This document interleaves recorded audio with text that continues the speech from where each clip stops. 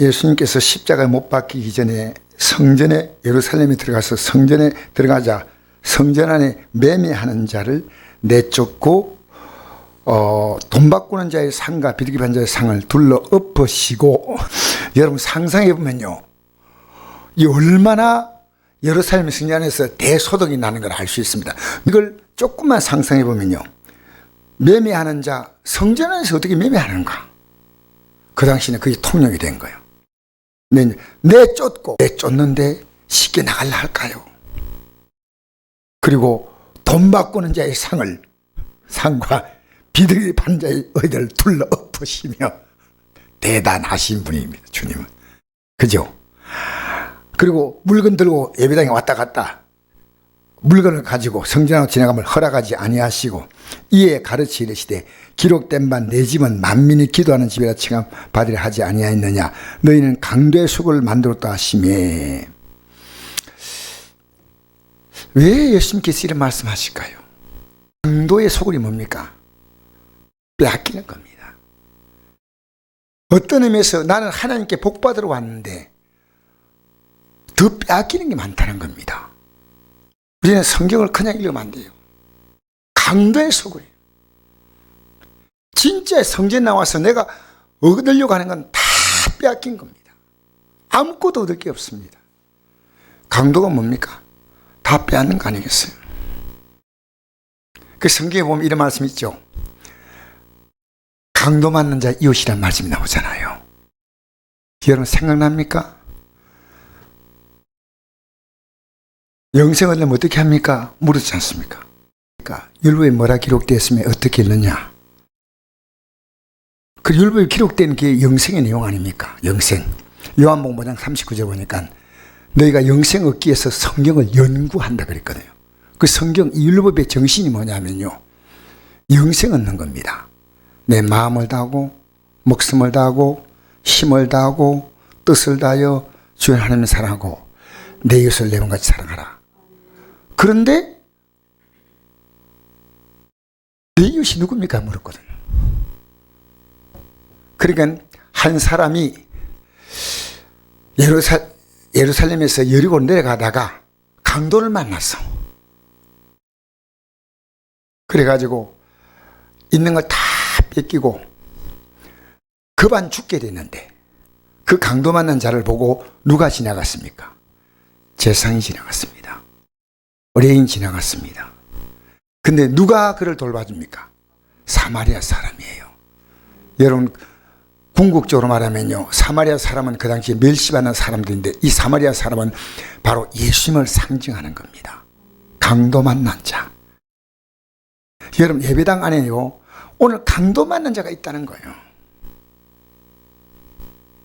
강도 만난 자를 교회에서는 살전해야 됩니다. 근데 강도의 소홀이 되면 되겠습니까? 이곳에서 정말 영혼들이요, 그 피폐해진 영혼들이 회복돼야 됩니다. 근데 성전의 기능이요, 완전히 무너진 겁니다. 그리고 그들은 뭘 하고 있냐면요, 권위 타령하고 있습니다. 무슨 권위로 하냐 겁니다. 여러분 지금 이들은요, 산에 들어가는 71명의 이스라엘의 최고 종교지자들의 그 모임이 있는데 그 모임을 이끄는 사람 누구냐? 바로 대제사장입니다. 산에 들인 공예. 이 권위를 가지고만 예배당 행사할 수 있습니다. 무슨 권위로 하느냐? 예수님이 오가지고 예루살렘 성전이 그들이 그곳에서 모든 것을 누리는 겁니다. 그 목적이 뭐냐?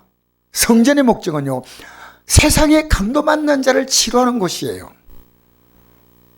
영혼의 강도 만났고 삶의 강도 만났고 몸의 강도 만났고 치료하는 곳이 이게 성전인데요, 오히려 강도 만난 자의 소홀이 되어버렸다는 거예요. 기가 막히는 아닙니까? 전혀 강도 만난 자에게 도움이 되지 않습니다. 그 예수님께서는 이 성전의 기능을 회복해야 돼요. 이곳에 와가지고 더 필통이 되는 거예요. 피투성이 더 뺏기는 겁니다. 그래서 예수님은 말씀하십니다. 내 집은 만민이 기도하는 집이라. 자, 이사야서 56장 7절 읽어볼까요? 이 말씀을 인용한 겁니다. 시작. 내가 곧 그들을 나의 성소로 인도하여 기도하는 내 집에서 그들을 기쁘게 할 것이며 그들의 번제와 희생을 나의 제단이 기꺼이 받게 되니 이는 내 집은 만민이 기도하는 집이라 일컬음이 될 것입니다. 여러분, 예수님은 지금 그들에게 뭘 얘기하냐면요, 하나님 말씀을 가지고 얘기하는 겁니다. 여러분, 우리 건의가 뭔지 압니까? 대제상, 서기관, 산해드린 공예, 어디 교단 총회, 신학교 다 얘기해도요, 아니요. 우리의 최고의 권위는 성경입니다. 하나님 말씀이 절대 권위예요. 절대 권위예요. 근데 이 말씀 가지고 하면 아이고 깨달았습니다, 아멘 이래야 되는데 어떻게 했냐면요, 죽여버려야 되겠다 했어요. 18절 한번 읽어봅시다. 대제사장과 들과 서기관들이 듣고 예수를 어떻게 죽일까 하고 꾀하니 이는 무리가 다 그의 교훈을 놀랍게 여김으로 그를 두려워함이러라. 여러분, 듣고 어떻게 예수를 죽이면 좋을까, 어떻게 회개해야 될까 생각하는데요, 어떻게 죽이면 좋을까? 여러분, 이것은 2000년 전에 유대 땅에 일어난 사건이 아니고 오늘 교회에서 얼마인지 가능합니다. 하나님 말씀이 선포되면요, 여러분, 강도 만나서 살아간데 아무 지장이 없는 사람은 오히려 예수님의 이런 말씀에 대해서 강력히 거부합니다. 오늘 교회가요, 예배당이요, 강도 만난 사실 아십니까? 강도 만났어요. 그런데 보십시오, 무리들은 그의 교훈을 놀랍게 여김으로 그를 두려워했다 했습니다. 왜? 하나님 말씀입니까? 문제는 누굽니까? 대제사장과 서기관들이 문제입니다. 이들은 하나님 말씀이 아니라 자기 기득권에 관심이 있었어요. 어떻게 예수를 어떻게 죽일까 하고 꾀를 생각을 모은 거예요. 이는 무리가 다 그의 교훈을 놀랍게 여김으로 그를 두려워함이라. 무리가 다 그의 교훈을 놀랍게 여김으로 그를 두려워했다.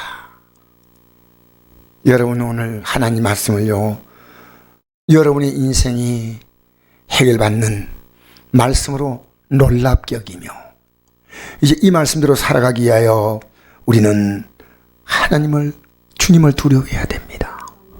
할렐루야.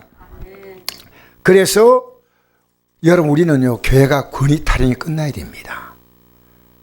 교회는 저는 질서가 있어서 직분이 있습니다. 목사님이 계시고 총회장도 계시고 다 있지만요, 그 권위가 성경의 권위를 넘어서면요, 그 권위는 안 됩니다. 목사도 그 권위 앞에 무릎 꿇지 못하면요, 목사가 딴 사람이 아니에요. 현대판 안나서와 가야바예요. 말씀 앞에서. 우리 교회는요, 강도 만난 자가 회복되는 교회가 되어야 됩니다. 강도 만난 자, 제사장도 지나가고, 한 제사장이 그 길을 내려가다 그를 보고 피하여 지나고, 또 이와 같이 한 레인도 그곳에 이르러 그를 보고 피하여 지나가되, 어떤 사마리아 사람은 여행하는 중 거기 이르러 그를 보고 불쌍히 여겨 가까이 가서 기름과 포도를 그 상처에 붓고 싸매고 자기 짐승에 태워 주막으로 데려가서 돌보아 주니라. 그 이튿날 그가 주막 주인에게 대내온 둘을 내어주며 이르되, 이 사람을 돌보아 주라. 비용이 더 들면 내가 돌아와 갚으려 하였으니 내 생각은 이 세 사람 중에 누가 강도 많은 자의 이웃이 되겠느냐. 이르되 자비를 베푼 자니이다. 예수께 이르시되 가서 너도 이와 같이 하라 하시니라. 아멘. 여러분, 예배당에 오면요, 강도 만난 자가 보여요. 그게 보여야 됩니다. 내가 어제 박순덕 성도를 태워가면서 이랬습니다. 내가 예수 믿지 않은 사람을 보면 얼마나 불쌍한가. 말기암 환자보다 더 불쌍하다. 말기암 환자는 죽으면 끝 아닙니까? 이 땅의 육신의 생명은 죽으면 끝인데, 여러분, 이 땅에 예수 믿지 않은 것이 얼마나 비참한가. 박순 선생님이 아십니까? 물었어요. 여러분, 지금 교회는요, 진짜 강도 만난 자를 이 교회 안에 있다는 거예요. 진리라 지니 진리가 너희를 자유하게 하리라. 할렐루야. 그래서 에레미야서 7장 11절 시작. 내 이름으로 일컬음 받는 이 눈이 너희 눈에 도둑의 소굴로 보이느냐. 보라, 나 곧 내가 그것을 보았노라. 여호와의 말씀이다. 여러분, 에레미야서를 기록할 때는 이곳이요 도둑의 소굴이었는데 발전해 가지고 강도의 소굴까지 됐습니다. 알겠어요? 훨씬 더 악해졌다는 거예요. 이 말씀을 인용한 겁니다. 강도의 소굴을 만드냐, 이 말씀을 인용한 것이 에레미야 7장 11절인데 그 당시는요 내 눈에는 도둑의 소굴로 보이느냐 했는데 지금은 뭐라고 말합니까? 강도의 소굴이 있다는 거예요. 교회가 점점 타락하고 있습니다. 아니요, 거창하게 교회 타락이라 말하지 말고요, 내가 지금 어떤 위치에 있는가를 스스로를 확인해 보는 게 제일 중요합니다. 내 영혼은 강도 만나지 않았는가? 난 마귀에게 뺏기지 않았는가? 여러분, 세상가치 앞에서 여러분 휘청거리고 있으면요 내가 강도 만난 거예요. 도둑이 오는 것은 도둑질하고 죽이고 멸망신 것이요 내가 온 것은 양으로 생명을 얻게 하고 더 풍성히 얻게 하는 것이라. 할렐루야. 여러분, 우리는 환경이 풀리기 전에요 마음이 풀려야 돼요. 마음이 담담해지고 편안해지고 자유해지고 무조건 다 감사하고 진리는 우리를 자유하게 하는 거예요. 지금 당장의 환경에 문제가 있다고. 진리는 뭐냐면요 약속입니다. 마태복음 23장 23절 한번 읽어볼까요? 자, 시작. 화 있을진저 위에서 가는 서기관들과 바리새인들이여, 너희가 박하와 해안가 근처에 11조 들이되 율법에 더 준용한 바 정의와 국률과 믿음은 버렸도다. 그러나 이것도 행하고 저것도 버리지 말아야 할 것이니라. 11조는 다 드린데 진짜 중요한 정의, 하나님 보실 때 의가 뭔지 모르고 국률도 모르고 믿음도 이들이 강도 만난 거예요. 강도. 예배당에 가서 뭡니까? 자기들이 갖고 있는 권위와 지위를 가지고요 그곳에서 매매도 하게 하고 그 기도하는 집을요 돈 바꾸기 하기도 하고 자기들의 이익을 따라 행동했는데 그건 이익이 아니었어요. 영혼의 강도 만난 자의 몸부림이었습니다. 우리는요 그렇게 살면 안 돼요. 여러분, 그들이 바벨론의 포로가 끌려갔을 때 영혼의 강도 만난 그들의 비참을 이렇게 표현합니다. 한번 읽어볼까요? 시편 147편 1절 시작. 우리가 바벨론의 여러 강변 거기에 앉아서 시온을 기억하며 울었도다. 그 중에 포도나무에 우리가 우리의 숨을 걸었나니 이는 우리를 사로잡은 자가 거기서 우리에게 노래하여 청하며 우리를 황폐한 자가 기쁨을 청하고 우리를 위하여 시온의 노래 중 하나를 노래하라 함이로다. 우리가 이방 땅에 어찌 여호와의 노래를 부를까? 예루살렘아, 내가 너를 잊을진데 내 오른손이 그의 제주를 잊을지로다. 내가 예루살렘을 기억하지 아니하거나 내가 가장 절거하는 것보다 더 절거하지 않을진데 내 혀가 내 입천장에 붙을지니라. 그들은요 과거에 바벨론 이스라엘 땅에 살 때가 얼마나 행복했던가. 근데 지금 저들은요 바빌론의 강가에 앉아서 시온 뭡니까? 하나님의 성전을 생각하고 울었다는 겁니다.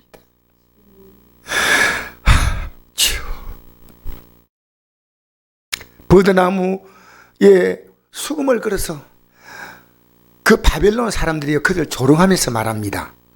우리를 사로잡은 자가 우리에게 노래를 청하며 우리를 황폐한 자가 기쁨을 청하고 자기들의 시온 노래 중 하나를 노래하라 함이로다.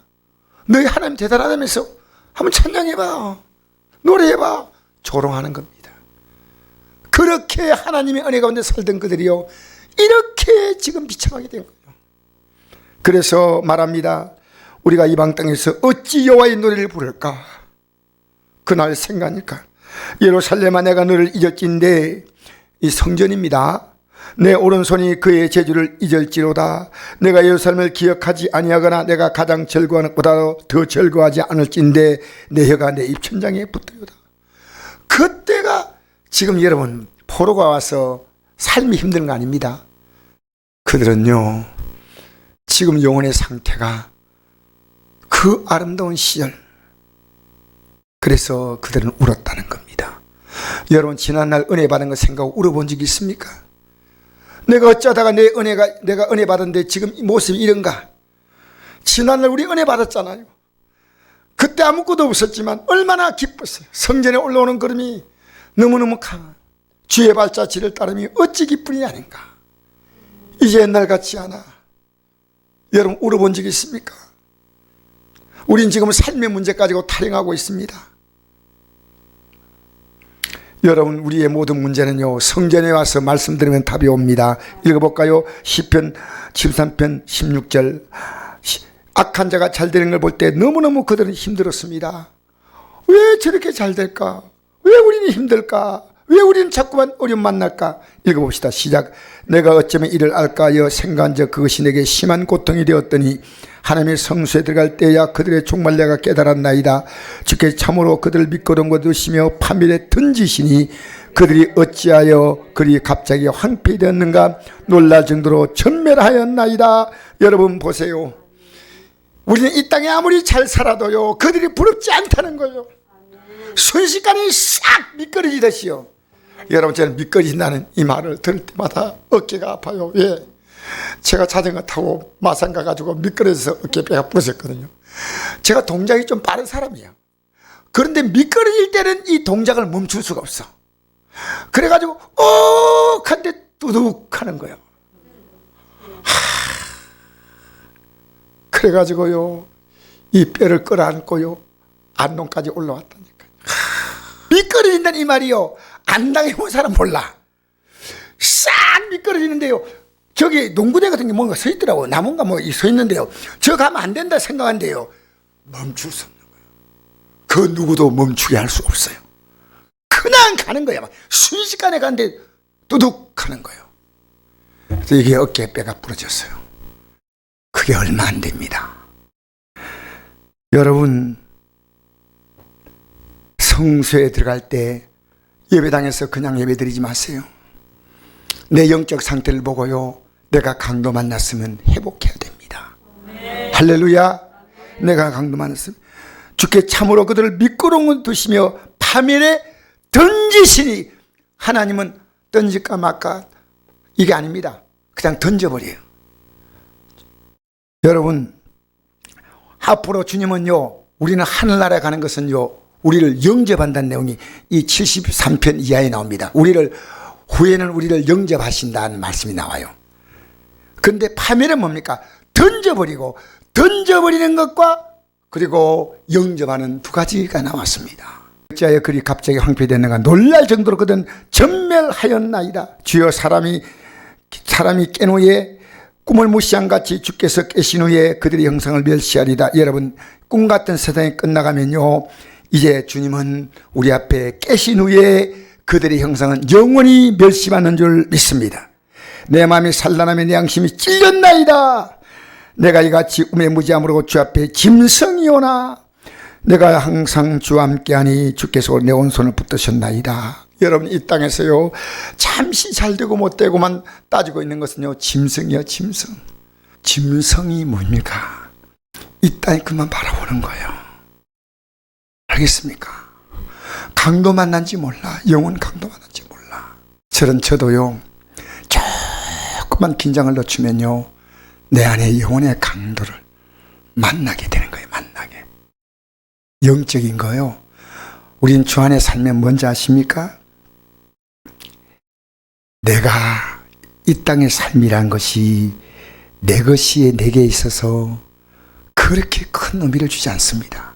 잠시 기쁨이 있고 잠시 슬픔도 있지만요, 우리는 오늘 권위가 아닙니다. 권위보다 더 중요한 게 있습니다. 하나님 말씀이에요. 우리는요, 영혼의 강도만 나지 아니하면요, 하나님 모든 것을 때가 되면요, 다 채우셔요. 하나님이 채우시는 거예요. 인간의 방법으로 아무리 채워봤자 강도 만난 것은 아무것도 아니에요. 강도 만난 자. 그래서 그들은 그렇게 예루살렘의 성전을 기반으로 다 돈도 자기들이 얼마나 경제적인 이익을 얻으면서 하나님 보실 때는요, 강도의 소굴을 만드는 자란 겁니다. 얼마나 비참합니까? 아, 세상이요. 할렐루야, 할렐루야. 아유, 참. 아무리 그래도요, 여러분, 우리 권위가 뭔지 압니까? 주님이 우리의 권위셔요. 하나님 말씀이 권위셔요. 기도가 여러분의 권위예요. 믿음이 권위예요. 히브리서 10장 35절. 응?